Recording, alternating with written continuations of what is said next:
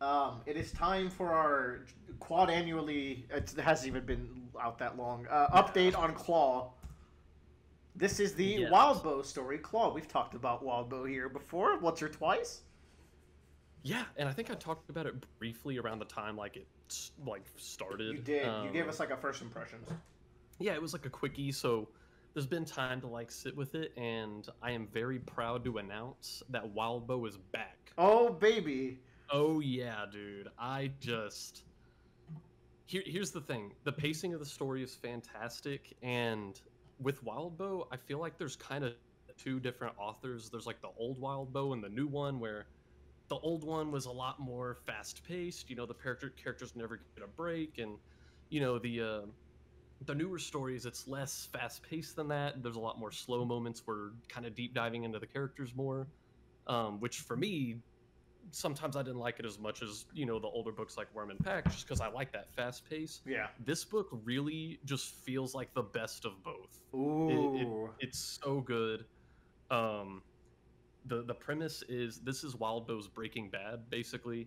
Mm-hmm. It follows Mia and Carson, who are like a 30s, 40s suburban mom and dad with kids, and they are involved in business like disappearing people, keeping hostages, getting you a new life if you need it, like the vacuum guy in Breaking Bad, stuff like that. Um, All upstanding activities to do with the family. all upstanding activities, and they're really interesting hearing how their brain works, like while they're doing these things. Like for example, they might have someone kidnapped and they're holding them in a room, and Mia the mom, she's like, here's the thing, I know this is bad, but my deal is I'm a mom, and there have been times we've been asked to kidnap kids, hold them for a few days so this Jesus. person can get a ransom.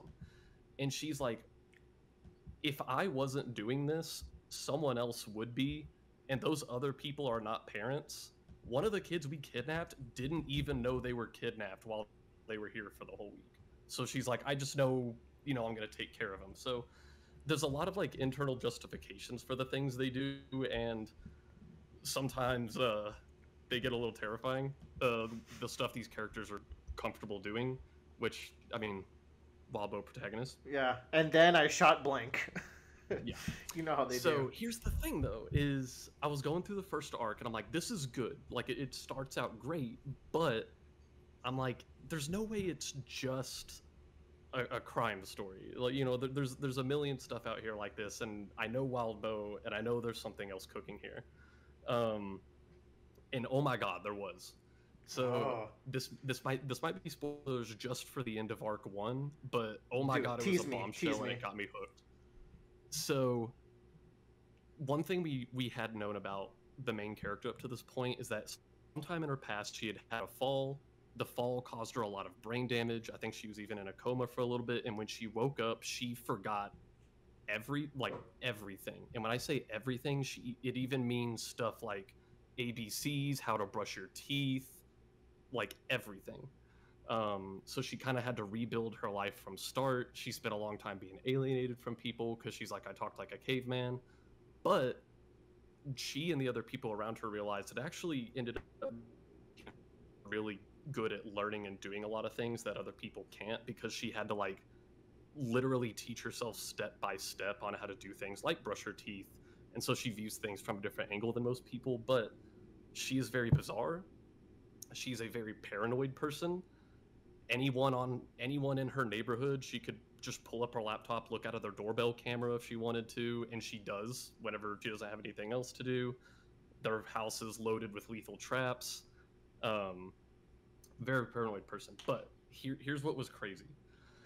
We get a flashback to the day that she moved out of her parents' house, and her parents clearly do not like her. They can barely even look at her. They're not even really talking to her while she's packing up and getting ready to leave. And she's just trying to give them some parting words, like, I wish like things could have been better between us. And her parents are like, we just wish we could have had our sweet little girl back. And she's like, I've been my current me since the accident for way longer than you ever had your little girl. And I'm sitting here and I'm like, yeah, like fuck, man, like Mia's kind of a good person, and they're being really hard on her. And then the last thing her mother says before she leaves the house is, "You scare the fucking shit out of me." And I'm like, this character wouldn't say that for no reason. And I'm like, she does do crimes in the current day, but other than that, she seems like a well-adjusted individual. Anyway, she leaves her parents' house, and as she is going out of town to start her new life, she passes by a house where the front door's open. She can hear a couple arguing, and there's a baby in the car, out in their car in the driveway, and it's like 110 degrees in the middle of July. And she's like, whatever, I need to stop anyway. And she's like, well, there's a baby in danger. It's in the car. And so she sits there for a few minutes. She's like, are these people gonna come out? And they're just yelling shit at each other. And this couple's arguing like, is that even my fucking baby out there? Fuck you, all this stuff. And she takes the baby out. She's like wiping the sweat off of it. She's trying to take care of it. Your fucking upstairs neighbors. I know, right? But then like 20, 30 minutes go by and this couple still hasn't come out. And in her brain, she's like, if I didn't stop, this baby might have died in that car. And these people fucking suck. And she steals the baby. She steals the baby, and it's revealed that her daughter in the present day is that baby. But then, in the present day, which is 12, 13 years later, the original mom of that baby moves to their city, and her kid is going to the same school.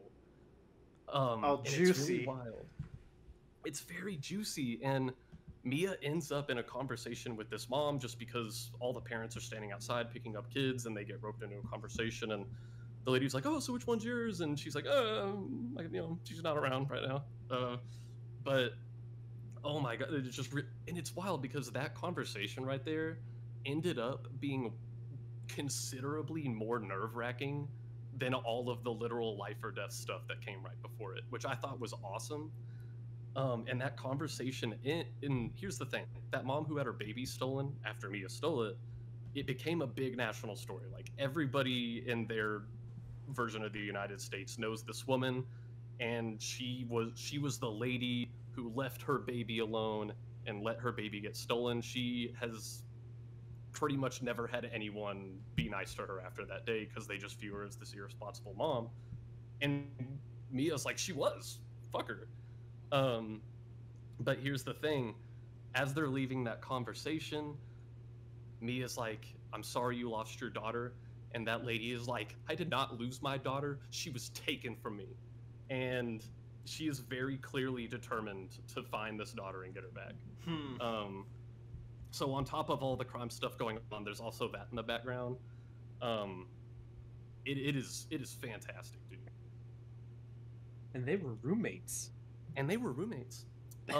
Other cool things. Wildbow has gotten way better at writing romance since Worm, because, oh my god, like, the way people in this book just feel very organic, and the way the husband talks about Mia is just very genuinely heartwarming. There's literally only one complaint I have with the book at all, and sometimes when there's dialogue going on in a book, right, it's going back and forth. It's like, X character said, or this character exclaimed, blah, blah, blah. Now, if two characters are just going back and forth over and over and over, you don't necessarily have to do they said this, or they replied every single time. You can just have each line be another quote. Yeah, classic and you know stuff. It's alternating. There has been a couple times where they're alternating, but then the same character ends up saying two lines in a row, and I don't realize until a few paragraphs later, because I'm like, it doesn't make sense for this person to say it. And sometimes he even is employing that same technique when there's like a group of 3 or 4 people talking, and it's like, I don't know which quotation is supposed to go with which person. So that, I mean, it's only happened a few times, but it's a little confusing when it does. But other than that, holy shit, big recommend. I know Wildbow said that he's really committed to making this like a shorter form story. Shut like, the fuck up. Yeah, here's the thing. I think he might mean it this time. This story had a similar thing to Pact, where once we've established the setting, I'm like, okay, what is the worst, like absolute worst case scenario, worst possible thing would completely ruin the protagonist's lives? And I'm like, that's probably what's going to happen at the end of the book.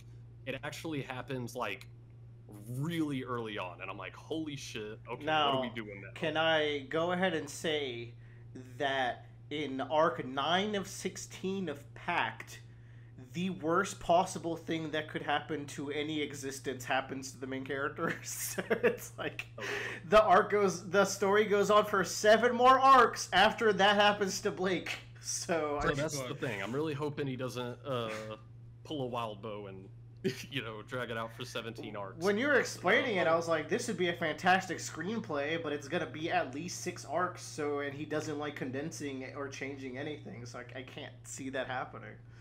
At the very least, at the pace the story is going, I at least believe him that it's going to be shorter than the other ones. I mean, sure. Very pleased. I think this arc will be shorter than the other ones.